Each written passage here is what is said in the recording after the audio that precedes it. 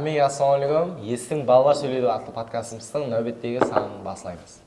Assalomu alaykum. Bugungi ko'rsatuvimizda bizlar balalarning жазғы демалысы qanday bo'lib o'tirganligini suhbatlashamiz. Endi mening жазғы демалысымды suhbatlashadigan bo'lsak, bizning жазғы демалыс har turli bo'lib o'tiribdi. Bir kuni syomka, bir kuni demalu har turli. Күнде құмгарды енді. Күнде har turli bo'lib o'tir. Abdulla, sende qanday bo'lib o'tir жазғы демалыс? Бүрішпес азында таярлыққа бармын. Сөйтіп әбетте үйге әбетлеп кетемін 3 сағат. Кеште спорт залға бармын. Сен өзің немен шұғылданып жатсың жазда? Мен өзімді айтатын болсам, химия дөгерегіне барып жатырмын. 3 ай давамында ізін давам етіп, милли сертификатын алмақшымын. Зор. Қараң енді, жаздың да 1,5 ай өтті. Енді бұл уақыттың ішінде қандай бір қызықлы оқиғалар болды, соны айтып өтсеңіз екеуіңізді. Мен осы 1,5 ай ішінде айтарлықтай juda қуанышлы оқиғалар болған жоқ. Себебі көп нәрседен айырылдым. Ауыр затлар болды. Менің хабарым бар. Жаз келе сала қолым сынып басылады. Соң әртүрлі денеге жарақатлар. Сөйтіп Instagram социалдық тармақтарда аккаунтлар өшіп, сондай қайғылы жағдайлар болды. 50 мың аудиториясы бар аккаунты өшіп кетті Алишердің. Сонда сен жыладың ба? Я, енді ол кезде жыламаудың ilәжі болған жоқ, себебі ол аккаунт өшкеннен кейін жыламайтын адам өзі жоқ. Мысалы, Абдулла айтып жатыпты, жылаймын. Көзге жас келді ғой. Ешкап. Енді мысалы үшін 3 жыл давамында жинап терген аккаунты бір түнде өшіп кетсе, мысалы үшін қандай жағдайға түсесің, азында көрсең аккаунтың жоқ. Қалай ол? Шок жағдайда болған. Менде осы 1,5 ай ішінде осындай жағдайлар болды. Енді сенде осы 1,5 ай ішінде қандай оқиғалар, қызықлы оқиғалар болды? Енді айтарлықтай болған жоқ. Августтың ақырларына қарай лагерьге кете жатқанмын мен. Жарай, енді сен өзіңде қандай қызықлы оқиға болды, мысалы үшін 1,5 ай ішінде?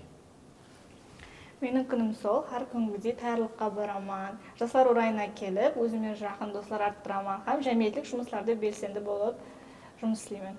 Сонда сен осы 3 ай ішінде әр күн бірдей қылып өткізе шықсаң ба? Ішің піспей ме? Ішім піспейді.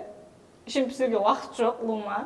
Мысалы үшін бізде балалармен жазғы демалыста жиналып күнде әші көріп, жап көріп, Яқ, мен ішім піспейді. Кеше жақында жастар орайында жастар марафоны болып өтті. Һәм сол марафонда Ташкенттен келген қызлар менен, балалар менен танысып, жақыннан дос болдық. Жүда жақсы. Достар, негедір осы жазда біздерде онша қызықсыз болып отыр. Себебі бірдей болып отырды да, күндеріміз таярлық, тренировка. Бірақ алдыңғы жаздарда мысалы осы тарауларға кіріп келместен алдын үйде болдық, ауылларда болдық, қызық болды деп ойлаймын. Сіздердің жазыңыз, алдыңғы жаздарыңыз қандай болды? Өткен жылғы жаз қатты қызық болды. Папаммен балыққа баратын каналдарға. Мен шомылайын дейтін кезде папам каналға шомылуға болмайды деп бақыратын еді, бақырса сейіп қайдатын едім сөйтіп балықтар. Сөйтіп бассейндерге баратын едім. Көп баратын едім өткен жыл бассейнге. Сөйтіп өткен жыл лагерьге бармайды тағыш. Өткен жылдан бардым. Енді қызық болған жеріне, сол лагерьдің ішінде магазин болмайтын еді да, магазин төменде болатын еді, таудың етегінде не. Забордан атлап баратын еді қалды балалармен. Балалармен атлап баратын еді. Сөйтіп бір мәрте қайтарсын, қолымызда пакет зат, 4 пакет заттар қолымда біздің. Сөйтіп қайтып кетсақ магазин. Ана забордың сәл ар жақларында екі бала тұтты да, бізде оны вожатый ма бір сәт шығарды ойлап қалдық та. Өйді бақыт жағы екі бала өтіріп келді. Сөйтіп бізде қашып кетсе, таудың беріп, мысалы үшін тау болсын жейсіз, таудан төмен қарай жүгіріп түсіп қашып кетсіз. Жүгіріп кетті ғой, қолымда 3 мақиты бар, пакеттің ішінде. Сөйтіп бір нанның ортасына салынған шашик бар еді, түсіп қалған солар.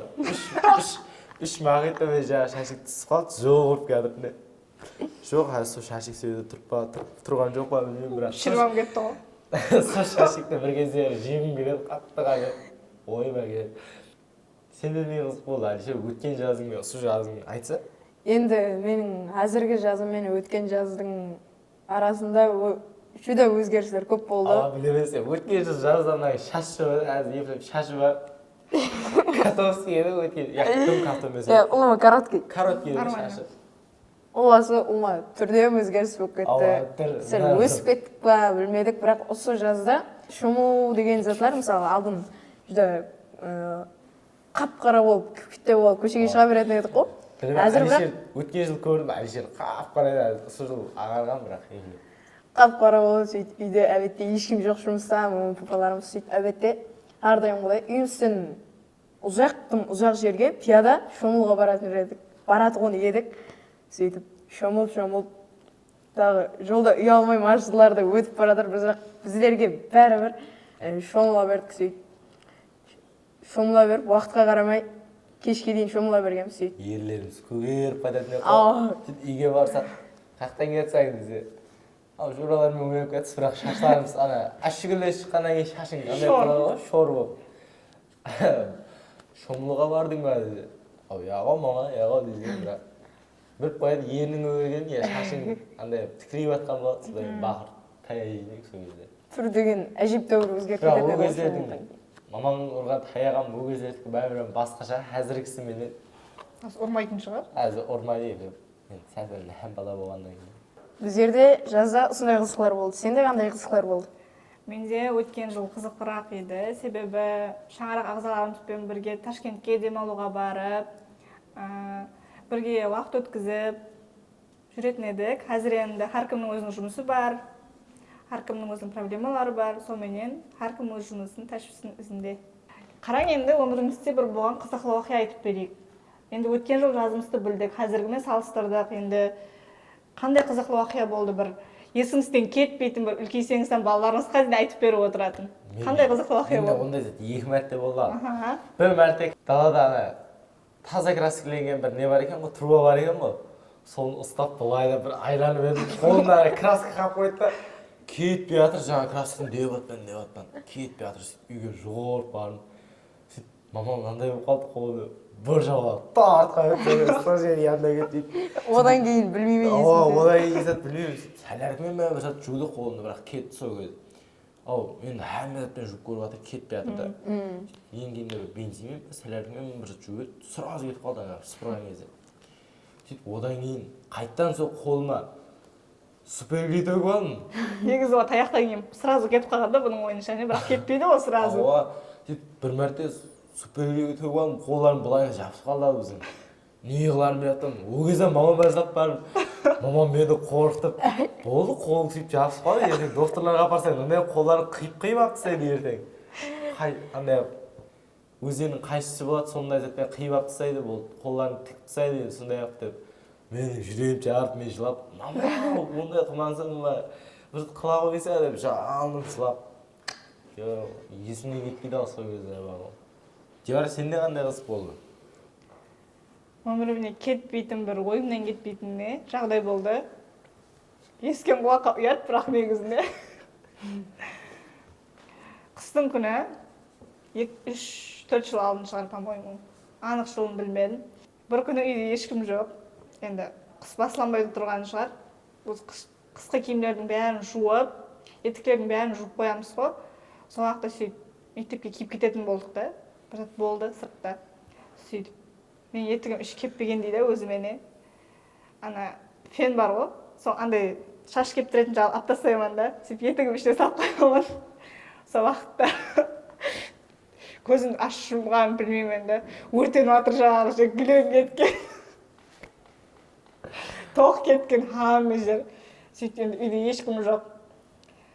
Уже мектептің уақыты болып қалды, обед болып қалды. Мұғаліміміз ona кетіп жатыр, неге жоқ деп. Қасымдағы қызлар. Сөйтіп, дым болмағандай мамама шығамын да. Жұмысқа кетті ба? Мама үй жайылмады.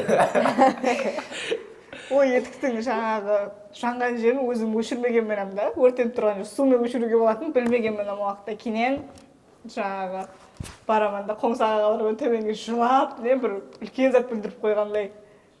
Үлкен зат қойған. Мен үшін үлкен зат емес. Қызылар емес, бұл аварийный случай деп айтылады ол. Үйде жағу деген ол. Үй жанбады, енді кітте бір сұғырақым жер шығар. Олай жерге ана. шкаф қол жағып кеткен, мен бір киса сындырып алсам, мамада өрт әйелі. Киса сындыру. Бұған киса сындыруам. Астен алып, сым қалған жерді тазалап, мұсырғаларға тұрып тастап. енді біздер ондай затты білмейміз ғой, бала болғаннан кейін ба ондай тазалап қоюды ізімізді. Сынған жерін мас сындырып алдым деп айтып таяқ жеп алып таяқ жеудің өзі рахат қой ол кез. бірақ таяқ жеудің өзі басқаша сезім. Мен жаңа ізін айтып берейін сөйтіп. Мамама звонок етемін. Мама менде сондай болды деп. Мамам не қылды өзің салсам ба дейді да сөйтіп. Үндемей тұрамын, телефонды өшіріп тастаймын да қайта шығады сөйтіп төмендегі адамдарым келіп жатыр. Бір қарасам бар ғой сыртта 4 пожарный келген ғой, ал адамдар шақырып тастаған. Мына конкретно алды емес. Сөйтіп содан кейін атым болып кетті қоңсыларға. Үй жақсы жіберген деп. Бірақ енді өкінбеймін неге ама. Мамама айтқанмын, түсіндіріп сондай болды деп. Яқ есат қылмайды деген. Папам ұлыма үндемеген. Саған өзіңе ешнәрсе қылмаса болды деп. Ең қызығы сол комнатаға кілем, бір ай болған жоқ, сол таза кілем әкеліп қойғанда, қымбат кілем. Оны сақ кілемге барып кестіріп, қайттан сол жерге әкеліп қойып қойған. Өзі үлкен еді, кроват тұрған еді. Кейін ол кроваттың астындағын былай тартып, әйеліне қойып қойған. Үндемей, жақсы қыз болып, жақсы қыз болып жүріп пе еді, есат білдірмей. Сондай ең үлкен өзіме минус болған зат. Өміріме сабақ болды сол. Катастрофа бұл. Қызық уақиға деп айтылмайды бұл зат. Катастрофа деп айтылады. Детский травма деп жатсыз.